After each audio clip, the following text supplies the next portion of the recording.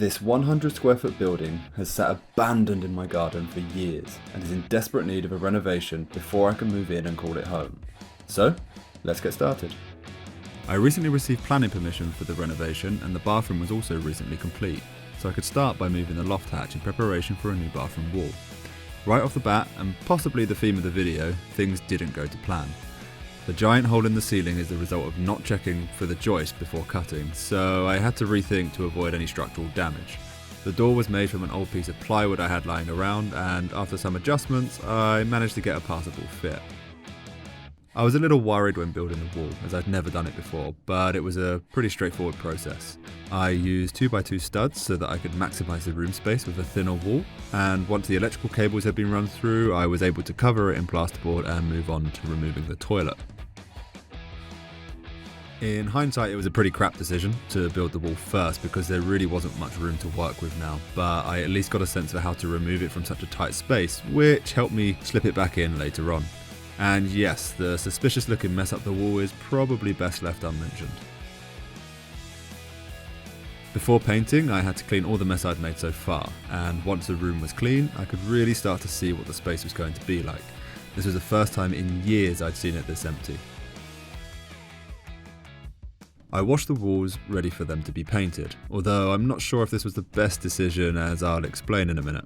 I'm going around with a light whilst filling as it helps show all of the imperfections that you'll likely miss with the naked eye, which isn't massively important, but it does give a much better finish. And this is where I questioned washing the walls first, because sanding the filler created a lot of mess. Maybe I could have just used a hand sander at this point, but regardless, I had to wash the walls again. It was getting late in the day, so I decided to switch gears and lay the subfloor instead. The toilet's poop chute runs the length of the garage, and the subfloor was reinstalled so badly that it creaks and gives way under minimal pressure. However, removing the cut floor and laying plywood sheets from wall to wall really helped to solve both of those issues.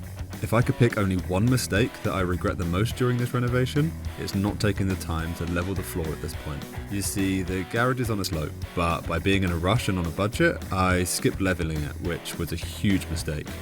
The sloping floor made everything take longer to install. Just look at this chair keep rolling back to me. Finally, it was time to paint. I knew from the start the colour scheme I wanted, and after staring intensely at some samples, I picked Dulux's Sapphire Salute, and oh my god, it is perfect. Of course, it didn't take long for things to take a turn for the worse. Even with all the prep work, the paint under the window just started flaking off as I rolled it. I definitely didn't panic at all, so came back later with a brush to finish it off. On this wall, I masked a diagonal line to separate the living and office area from the kitchen, which worked out much better than I expected.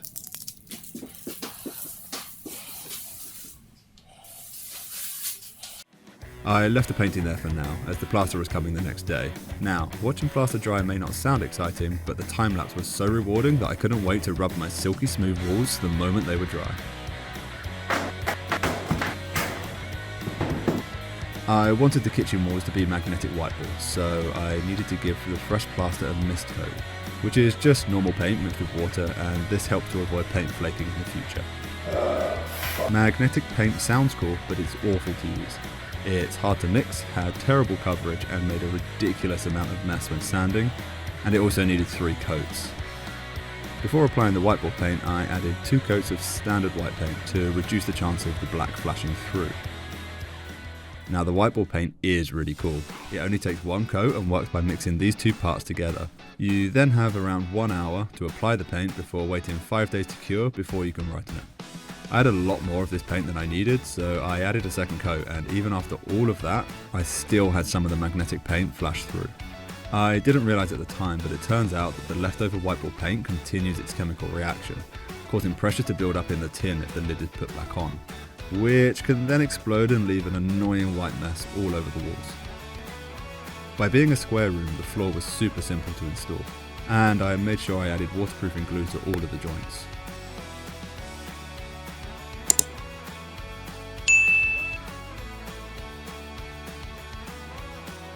Moving on to the kitchen, I ordered flat pack cabinets because they are typically cheaper, have straightforward construction, and by being such a small kitchen, there really wasn't that many to build.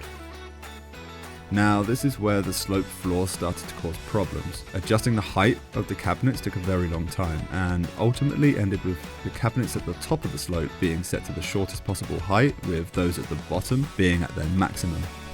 After spending far longer than I care to admit leveling them, I ran into a major problem. The distance from the wall to the door of the corner unit is 51 centimeters, and the depth of the cabinet is 57, which means the door won't open properly because of the overhang. The corner unit can't be moved away from the wall without overhanging the main door, which I will definitely walk into. But fortunately, the kitchen units have just over 6 centimeters of free space at the back, so the only solution was to dismantle, cut down, reassemble and re-level every single cabinet. I had this leftover countertop from the kitchen in the house, so I managed to save quite a bit of money there. The cuts were very simple, but because of the shallower cabinets, I also had to rip them down to match. And this is where I made my next mistake. You can see here that I'm measuring the countertop overhang from the door handle instead of the thickest part of the door. This resulted in cutting off way too much of the countertop, which I couldn't afford to replace. I now have this large gap at the back of the countertop, but I could at least come back later and fill that with silicone. This project generated a lot more mess than I anticipated, so I wanted to clear it all up before getting onto the finishing touches. This is the first video on my channel, and it has taken far longer than I ever thought it would. So if you have enjoyed the video so far, please consider subscribing and pressing the bell icon so you don't miss out on any future uploads. And whilst you're down there, why not like the video too? It would really mean a lot to me. And with that done, enjoy the reveal.